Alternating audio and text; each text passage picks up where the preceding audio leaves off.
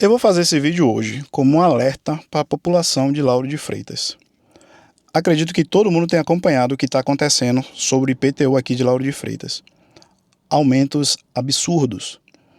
Ontem estive em um movimento que teve contra esse aumento abusivo e vi relatos de pessoas falando de aumento de 30%, 40%, 100%, 200%. E teve um caso que foi bem chocante para mim, que teve um aumento de mais de 4 vezes o valor. Imagine um ano você pagar R$ 1.000 de IPTU, no outro ano você paga R$ 4.000 de IPTU. É isso mesmo. E aí foi colocado lá um dos maiores causadores disso, os maiores vilões, os políticos, né? Colocaram a prefeita como a principal vilã e colocaram os vereadores, que disseram amém para esse aumento absurdo. Mas eu queria entrar aqui em uma discussão mais profunda. Não queria fazer uma discussão tão rasa assim. Porque na minha análise isso é uma discussão rasa. Ah não, a culpa é da prefeita, ela aumentou os impostos. A culpa é dos vereadores, que eles aceitaram. Mas para mim, o maior causador disso é a população. A população hoje que tem a maior culpa em tudo isso que está acontecendo. E eu vou explicar para vocês aqui agora, eu vou tentar meio até que desenhar isso aqui para vocês, falar de forma bem didática, para você entender como funciona a estrutura política. E não é a estrutura política de Lauro de Freitas, não. Eu estou falando da estrutura política do país, em geral. Porque, vamos lá, vamos começar pelos vereadores. Os vereadores eleitos, eles não chegam lá sozinhos. Para você virar um político, seja você prefeito ou vereador, você precisa de um grupo político. Você precisa de pessoas para te ajudar a chegar lá. Então, por sua vez, quando você chega lá na cadeira, na sua vereança, você precisa agora dar contrapartida para aquelas pessoas que te ajudaram a chegar lá no poder. Ou você acredita mesmo que aquelas pessoas que ficam no sol, acompanhando os vereadores, fazendo carreatas, manifestações, tudo com eles, é simplesmente porque essas pessoas só querem o bem da cidade. Obviamente, muitas pessoas querem o bem da cidade ali, sim, mas eles querem também uma contrapartida. Então, quando o vereador chega ao poder, ele precisa dar contrapartida para essas pessoas. Ele precisa de cargos com a prefeitura para colocar aquelas pessoas que te apoiaram e vão te apoiar na próxima eleição. Então, ele precisa de cargos, ele precisa de obras para regiões que mais votaram nele.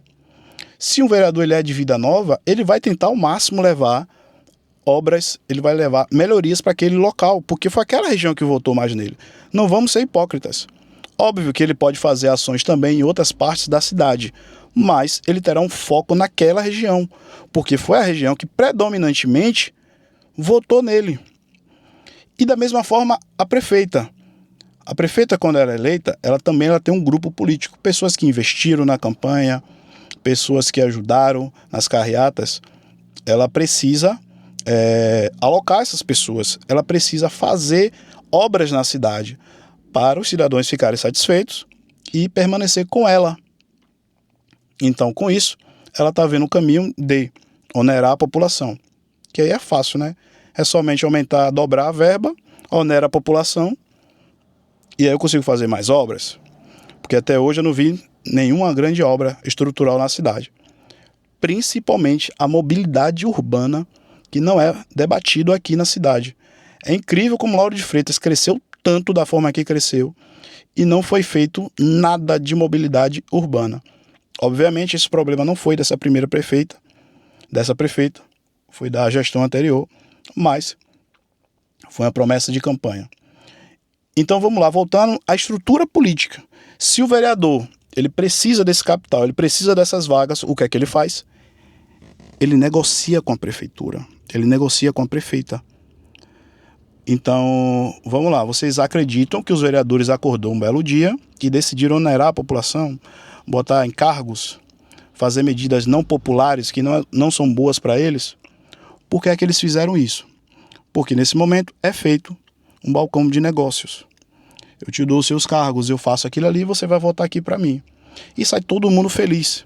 A prefeita, com mais capital, vai poder fazer mais obras, vai poder alocar mais pessoas e aumentar a base dela. E os vereadores da mesma forma, fazendo mais obras nas suas regiões eleitoreiras, botando cargos para pessoas, eles vão se reeleger. E aí é onde eu chego no ponto que nós somos uma população subserviente, somos uma população omissa, nós não reclamamos, nós não brigamos. Muita gente foi lá ontem reclamar. Você vai ver um monte de pessoas aí falando em rede social, mas ação efetiva essas pessoas não vão ter. Já já essas pessoas vão dispersar. Inclusive tinha pessoas falando até, é isso mesmo, eles estão onerando os ricos, estão aumentando os impostos dos empresários. Muito cuidado. Mesmo que o seu imposto não tenha sido alto esse ano, nada impede do próximo ano ter um outro, e um outro, e um outro, cada vez maior. É só você lembrar do imposto de renda, como é que começou o imposto de renda. O imposto de renda no Brasil começou somente para os super ricos. E aí a grande população falou o quê? É isso mesmo, tem que aumentar, tem que botar imposto nos ricos. E chegou ao ponto de praticamente 90% da população, rico, pobre, classe média, todo mundo pagava imposto de renda. Ano passado tivemos até uma melhora nesse quesito. Aumentou a base para pagar imposto de renda. Então vamos lá. Nessa reunião que teve, muita gente falando sobre impeachment da prefeita, que, ao meu ver, não é uma decisão sábia. Precisamos discutir isso muito mais. Vamos lá. O presidente da Câmara, o Juca, todo mundo sabe que foi indicado por Débora. E ela indicou ele porque ele é bonito, ela indicou ele porque ela gosta dele. Não, ela indicou ele porque ele provavelmente é o vereador mais alinhado com ela nas ambições dela. Então você acredita que esse mesmo vereador, que seria o vereador para pautar agora o impeachment dela, vai pautar isso? Obviamente não. Então nós deveríamos focar na raiz do problema. A meu ver, na minha análise, o raiz do problema, o nome dele se chama Ricardo Góes. Ele é um ex-secretário de Salvador que está aplicando aqui em Lauro de Freitas exatamente o mesmo planejamento que ele fez em Salvador, que nada mais é do que onerar a população, impostos. E isso, meu povo, é só o começo. Se no primeiro ano ele está tendo a coragem de fazer isso, imagine nos próximos anos.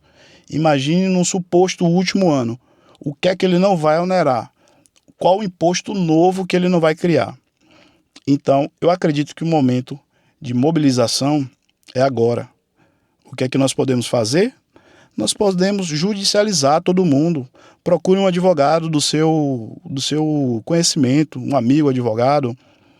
As próprias associações já estão se movimentando, elas vão criar ações coletivas, você pode entrar ou entrar com ação sua individual. Se movimente, não seja mais um a não fazer nada, a ser militante de rede social, de falar e fazer de fato não fazer nada. Vamos pedir para revogar essa lei, vamos pedir a exoneração do secretário Ricardo de Lauro de Freitas, porque esse é o primeiro grande ato dele, mas com certeza se ele ficar, terão outros. Então, se você também tem alguma ideia melhor, fala aqui, vamos discutir aqui. Não discutir política boba, A mais B, partido tal, partido C. Estou falando de coisas efetivas, estou falando de coisas do nosso dia a dia, que vão melhorar a vida de todas as pessoas. Não deixe essa discussão ir para o lado político. Vamos tomar nossa cidade de volta. Vamos fazer Lauro de Freitas crescer novamente. Lauro de Freitas arrecada muito, quase R$1 bilhão por ano. Não é mais dinheiro a solução. É tratar o dinheiro da população de forma mais responsiva, de forma mais eficiente. Vamos falar também da ação que eles tiveram no ano passado, que eles conseguiram fazer uma recuperação tributária gigantesca, a maior da história do município. É assim que se faz. E não somente indo lá e onerando a população. Fala aqui o que é que você acha sobre isso, o que é que você vai fazer. Manda para aquele morador de Lauro de Freitas que você conhece esse vídeo também. E pede também, você pode falar aqui a sua opinião, o que é que você acha. Ou se você tem uma medida que talvez fosse até melhor do que essas que eu falei.